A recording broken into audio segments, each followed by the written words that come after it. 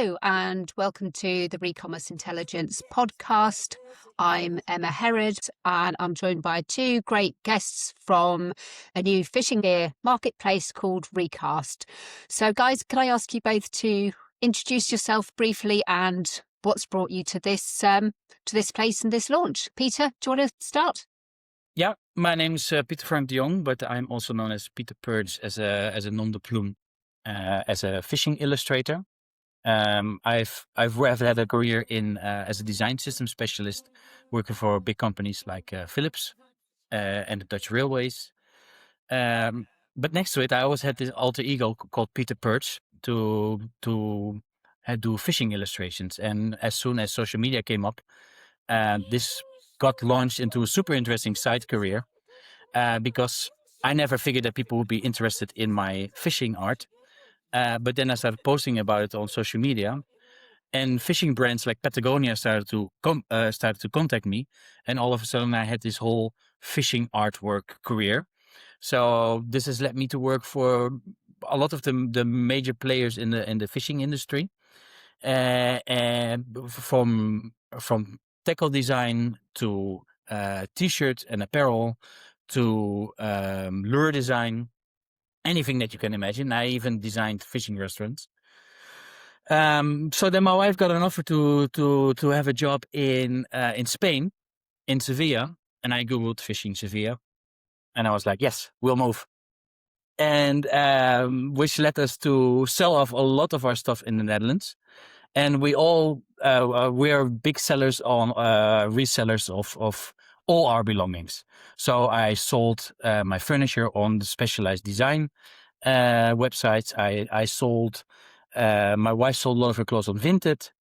So then I stepped into my garage, and like every angler, my garage was just jam-packed with fishing gear.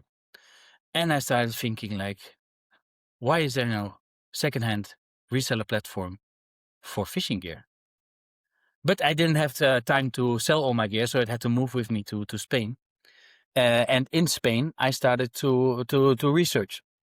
Around the same time, I met Ignacio in a co-working space, because we both working in tech, both clearly not from Sevilla, Spain, and we started talking about the project.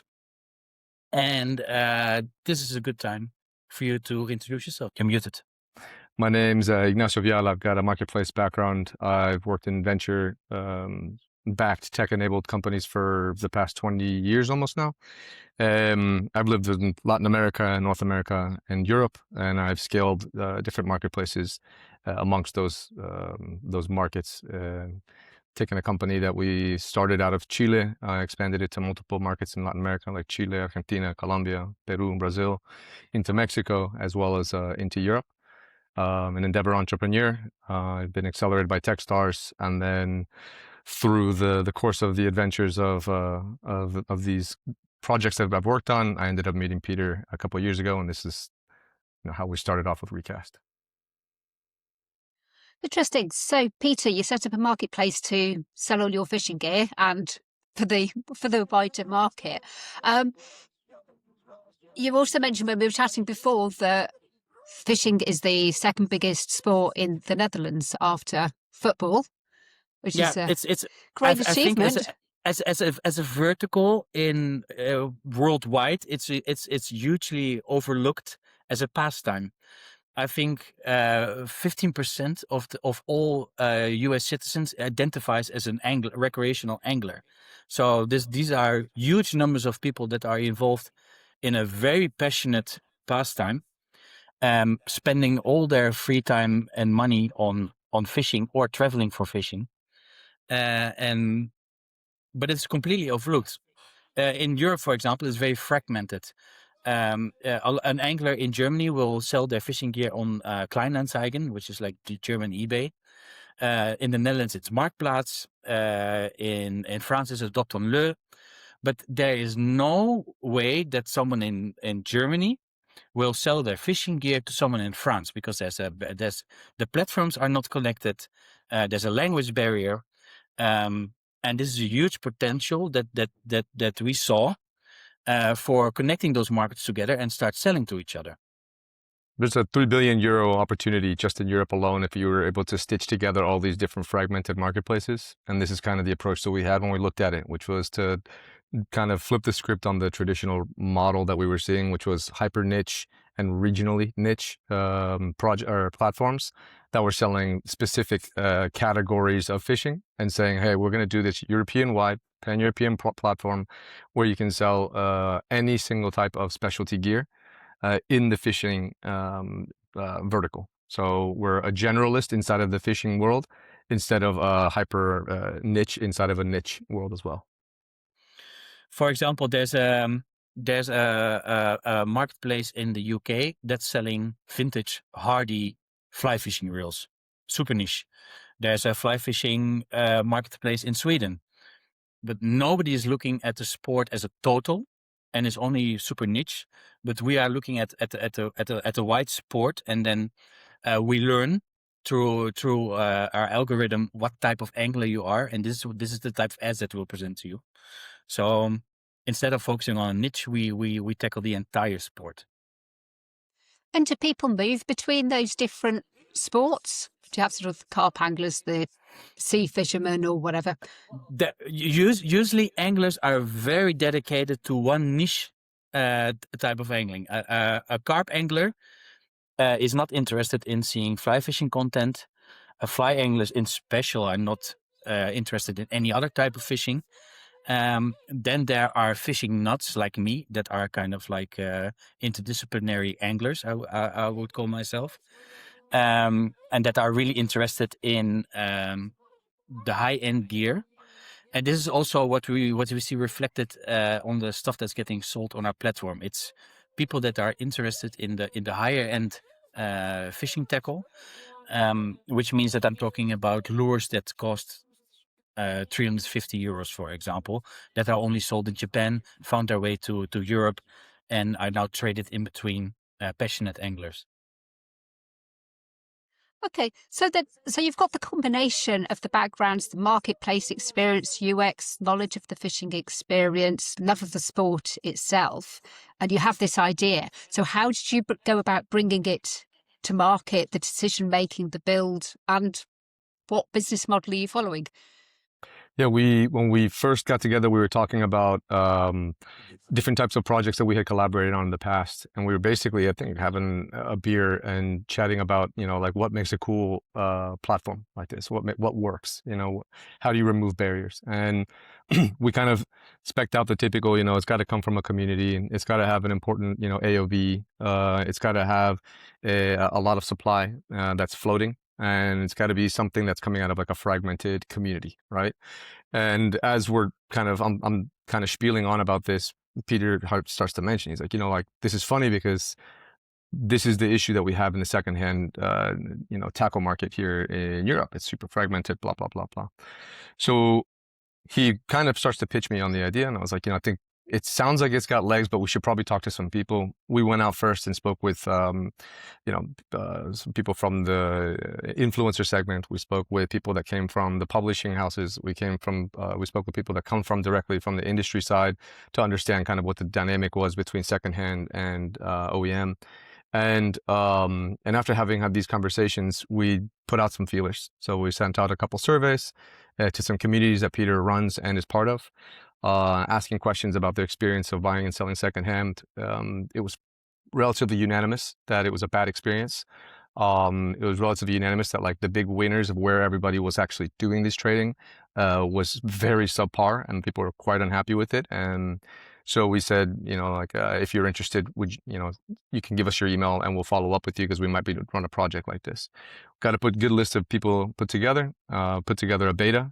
We stitched together a couple different licensed platforms just to see if we could like get something up and running. And then we launched with a beta group. It did quite well. We got a bunch of listings coming on, registrations. We had a bunch of what we call like suppliers. So with the shops, which is a user that actually sells, and we have the users that we are just typical users that browse and shop. And on the shop side, we were seeing this nice 3-to-1 ratio, and we thought that was pretty interesting. Listings were popping up, and then some transactions started to come through, and that's when we realized, okay, this is starting to happen. And then we noticed some other interesting details, which was because of the general effect or this general approach that we had, the transactions were happening cross-border. So 100% of our transactions have been cross-border. So let's just say like somebody listing from the Netherlands, turning around and having their items purchased from somebody that's in France, or someone listing from France and the purchase coming through Germany, or even down from the Netherlands or Belgium down into Spain. And as this happened, we started to then kind of go into the iteration of product, saying, okay, how do we understand, like, how do we lean into the levers that are working? And this is kind of what Peter had mentioned before about getting the right supply. So we noticed what supply was coming in. Now we're starting to push those buttons to say, hey, let's get some more of this onto the platform. We're hyper focused on supply right now. The reality, that's the typical chicken and egg. What do you get on the platform first? And that supply density is like our core focus. So right now we're very, supply driven, trying to get that up there on the platform, investing heavily in basically bringing in people that have cool items and working with ambassadors. And this will speak to the community side. Obviously, Peter has a very, very deep community in this world, and everyone is piling in to work with us on our distribution platform called Outposts, which is effectively a bio link tool that we built in, and it's stitched into our platform. So we can offer the bio link to our ambassadors that come in and they have their communities. They say, hey, check this out, and then they can say, check out the link in the bio, and the link in the bio has their items that they're listing, has a promo code. So basically they can get paid on any transaction that happens where their followers or their community uses that promo code, and it gives us this depth, another layer of depth for distribution, right? So we're not depending on this whole game of like, okay, let's just get supply and go chase, and then start buying users down the road. The typical approach that we've got. Instead, we're saying, okay, well, let's create a distribution layer that is our users. Let them have a platform, like a consumer-facing platform that lives where they're already passing their social time, right? So if they're on social media, they have a bio link. Let that be a Recast bio link where they can kind of push their stuff because they're looking to sell that gear already. So if it lives on a marketplace, that's great. But if they're talking about it already in their social circles, why not give them a tool to help distribute? And in effect, that helps with us to get to conversion quicker. So this is kind of the direction that we're going with our product. And are most of those sellers consumers, and therefore you're building the community in that direction, or are they professional sellers, or are going after the brands themselves? It's a mix of all three, I would say. It's everybody is a good passionate angler. That's the connecting factor, and then every angler is always looking to upgrade their gear and offload old gear. Then there's a group of swim bait, JDM tackle, for example, that's produced in Japan. That's hard to get in the Netherlands. Those are sellers on our platform, and this is more like the group of professional sellers, almost, I would say, within our platform. And then we have brands that are really interested in talking to us because we can share data with them on what of their old stock is still moving really well on our platform, and we can help them offload that stock potentially, and help them with sustainability programs that they might not have the infrastructure for to handle themselves. So where are you then on the journey? You've got the platform built, you're getting good feedback from the anglers, you've got the brands involved as well, you've got your communities being built. What's next in terms of scaling, investment, new countries? So we're really focused on squeezing hard on the markets that we're in. We want to find the categories in all markets that we can feel like we're actual winners in. On a product level, we're stable, so we're happy with the product we've got, but we're actively actually working on a very important iteration. This iteration is basically going to be helping us leverage tools, so AI tools that help us, with descriptions, with outreach, with basically creating a simpler user experience for the seller as well as for the shopper and buyer. Where we can basically put information that's relevant or products that are relevant for them in front of them versus them having to scroll through and doom scroll their way into something that they like, or even just like hard search what they like.